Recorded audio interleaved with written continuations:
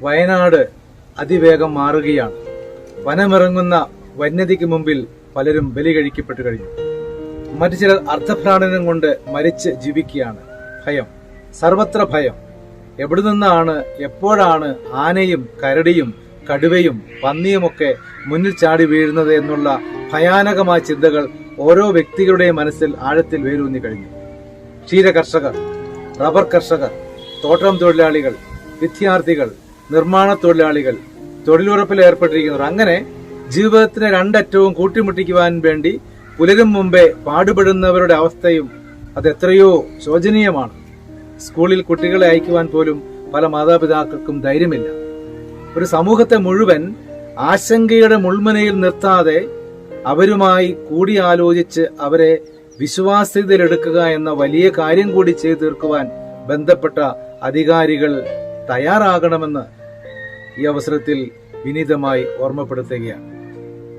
വന്യമൃഗങ്ങളുടെ ആക്രമണത്തിൽ കൊല്ലപ്പെട്ടവരുടെയും അപകടത്തിൽപ്പെട്ടവരുടെയും കണക്കുകളും അവരുടെ കുടുംബങ്ങളുടെ നിസ്സഹായാവസ്ഥയും കണ്ണുനീരും വേദനയും എത്രയോ തവണ നമ്മുടെ ദൃശ്യ പത്രമാധ്യമങ്ങൾ നമുക്ക് മുമ്പിൽ വീറോടെ എത്തിച്ചു കഴിഞ്ഞു. ശീതീകരിച്ച ആഡംബര വീടുകൾക്കുള്ളിൽ ഇരുന്നു കൊണ്ട് ചാനൽ ചർച്ചകളിൽ ചില വ്യക്തികൾ പറയുന്ന ഒട്ടും കഴമ്പില്ലാത്ത വാക്കുകൾ എത്രയോ തവണ നമ്മുടെ പലരുടെയും ശ്രദ്ധയിൽപ്പെട്ടു കഴിഞ്ഞു. മനുഷ്യൻ വന്യമൃഗങ്ങളുടെ ആവാസ വ്യവസ്ഥതയിലേക്ക് ഇടിച്ചു കയറുകയും വീടൊരുക്കുകയും തോട്ടം പിടിപ്പിക്കുകയും എല്ലാം ചെയ്യുന്നത് കൊണ്ടാണ് ഇങ്ങനെയൊക്കെ സംഭവിക്കുന്നതെന്നാണ് അവരുടെ ഭാഷ്യം. ഹെക്ടർ കണക്കിന് കിലോമീറ്ററുകളോളം കണ്ണെത്താ ദൂരത്ത് വ്യാപിച്ചു കിടക്കുന്ന നിബിഡ വനങ്ങളുടെ ഉൾവശങ്ങളെ പറ്റി ഇവരെപ്പോഴെങ്കിലും ചിന്തിച്ചിട്ടുണ്ടോ?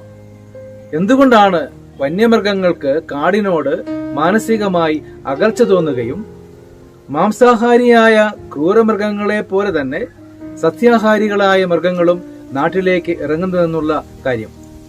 ഉത്തരം ഒന്ന് മാത്രമേ ഉള്ളൂ. പതിറ്റാണ്ടുകൾക്ക് മുന്നേ വനവൽക്കരണത്തിൽ വന്ന വലിയ പോരായ്മകൾ. തേക്ക് മരങ്ങൾ കൊണ്ടും യൂക്കാലി മരങ്ങൾ കൊണ്ടും വനം രൂപപ്പെടുത്തിയപ്പോൾ ജലാംശയത്തിന്റെ ഭയാനകമായ കുറവ് പിന്നീട് നേരിടേണ്ടി വരുമെന്ന് ഒരുപക്ഷെ അന്നവർ ചിന്തിച്ചിട്ടുണ്ടാകില്ല. തേക്ക് മരങ്ങൾ ഇല കൊഴിക്കുകയും യൂക്കാലി മരങ്ങൾ ജലാംശം പൂർണ്ണമായും വലിച്ചെടുക്കുകയും ചെയ്യുമ്പോൾ താപനില ഗണ്യമായി ഉയരുകയും തന്മൂലം അടിക്കാടുകളും പുൽമേടുകളും ഉണങ്ങിപ്പോവുകയും ദാഹമകറ്റുവാനുള്ള ജലം പല അവസരങ്ങളിലും കിട്ടാതെ പോവുകയും ചെയ്തു. ഇങ്ങനെ സംഭവിക്കുമ്പോൾ ഓരോ മൃഗത്തിനും അതിന്റെ ശാരീരിക ഊഷ്മാവിൽ വരുന്ന വലിയ മാറ്റം ജീവന് തന്നെ ഭീഷണിയാകുമ്പോൾ അവ കാടുവിട്ടിറങ്ങുവാൻ തയ്യാറാകും. കൂടാതെ കാട്ടുമൃഗങ്ങളുടെ വൻതോതിലുള്ള വർധനവും പുൽമേടുകൾ നഷ്ടപ്പെടുന്നതും കായ്കനികൾ ഇല്ലാത്തതും മറ്റൊരു പ്രധാന കാരണമാണ്. മനുഷ്യരോട് ഏറ്റവും അടുത്ത് ഭയമില്ലാതെ ഇടപഴകുവാൻ തയ്യാറാകുന്ന കാട്ടുമൃഗങ്ങളാണ് പന്നിയും മാനും. വൻതോതിൽ വംശവർദ്ധനവ് നടത്തുവാൻ കഴിവുള്ള കാട്ടുപന്നികൾ കൂട്ടത്തോടെ ഭയപ്പാടില്ലാതെ വനാർത്തിക്കിപ്പുറം കിഴങ്ങുവർഗ്ഗങ്ങളുടെയും മറ്റ് ഭക്ഷ്യവസ്തുക്കളുടെയും ലഭ്യത മനസ്സിലാക്കി കൃഷിഭൂമിയിലേക്ക് ഇറങ്ങുമ്പോൾ അവയെ വേട്ടയാടുവാൻ അവയ്ക്ക് പിന്നാലെ കടുവ, പുലി തുടങ്ങിയ അക്രമകാരികളായ വന്യമൃഗങ്ങളും എത്തിപ്പെടുകയാണ് ചെയ്യുന്നത്. ആയതിനാൽ ഇനിയെങ്കിലും നാട്ടിൽ കിട്ടുന്ന എല്ലാ ഫലവൃക്ഷങ്ങളും കാട്ടിലും വെച്ചുപിടിപ്പിക്കുകയും ഉൾവനങ്ങളിൽ ചെറുമൃഗങ്ങളെ ആകർഷിക്കാനും പുല്ല് വളരുവാനുമായി തരിസ്ഥലങ്ങൾ രൂപപ്പെടുത്തുകയും നാട്ടിൽ കന്നുകാലികൾക്ക് നൽകാനായി വെച്ചുപിടിപ്പിക്കുന്ന പുല്ലിന്റെ തണ്ട് കാട്ടിലും അനുയോജ്യമായ സ്ഥലങ്ങളിലെല്ലാം നിക്ഷേപിക്കുകയും ചെയ്താൽ ഒരു പരിധിവരെ വന്യമൃഗങ്ങളുടെ ശല്യം ഒഴിവാക്കുവാനും കഴിയുന്നതായിരിക്കുമെന്നുള്ളതാണ്.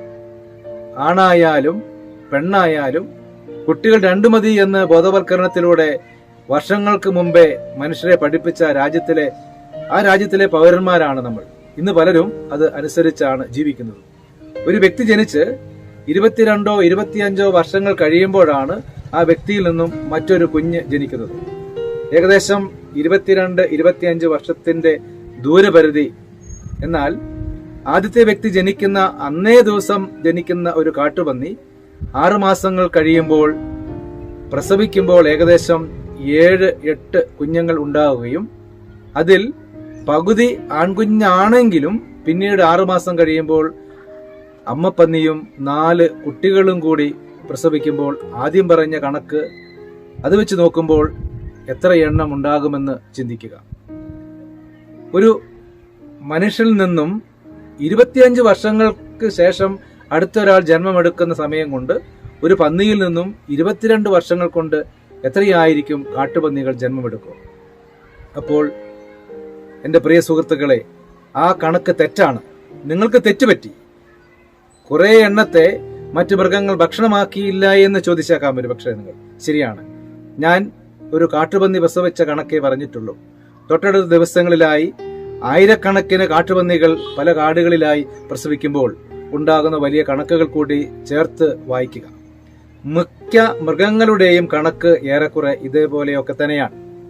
വൻതോതിലുള്ള വർധനവ് ഭക്ഷണ ലഭ്യത കുറയ്ക്കുകയും ഭക്ഷണത്തിനു വേണ്ടി പരസ്പരം പോരടിക്കുകയും ചെയ്യുമ്പോഴും ഒരു പറ്റം മൃഗങ്ങൾ കാടുവിട്ട് നാട്ടിലേക്ക് ഇറങ്ങുന്നതും സാധാരണയാണ്. അതുകൊണ്ട് കാട്ടുമൃഗങ്ങളിൽ നിന്നും ഓരോ പൗരന്റെയും ജീവനും സ്വത്തിനും സംരക്ഷണം നൽകുകയെന്ന ഉത്തരവാദിത്വം വിസ്മരിക്കപ്പെടേണ്ടതല്ല എന്നുള്ളൊരു ഓർമ്മ നിങ്ങളുടെ എല്ലാവരുടെയും ഉത്തരവാദിത്തപ്പെട്ടവരുടെ ജീവിതത്തിൽ ഉണ്ടാകണം. കാട്ടുമൃഗങ്ങൾക്ക് ജീവിക്കാൻ കാടും മനുഷ്യർക്ക് ജീവിക്കുവാൻ നാടും അവകാശപ്പെട്ടതാണ്. കാട്ടിലെ നീതി അത് നാട്ടിൽ നടപ്പാക്കാനായിട്ട് പരിശ്രമിക്കുന്നു.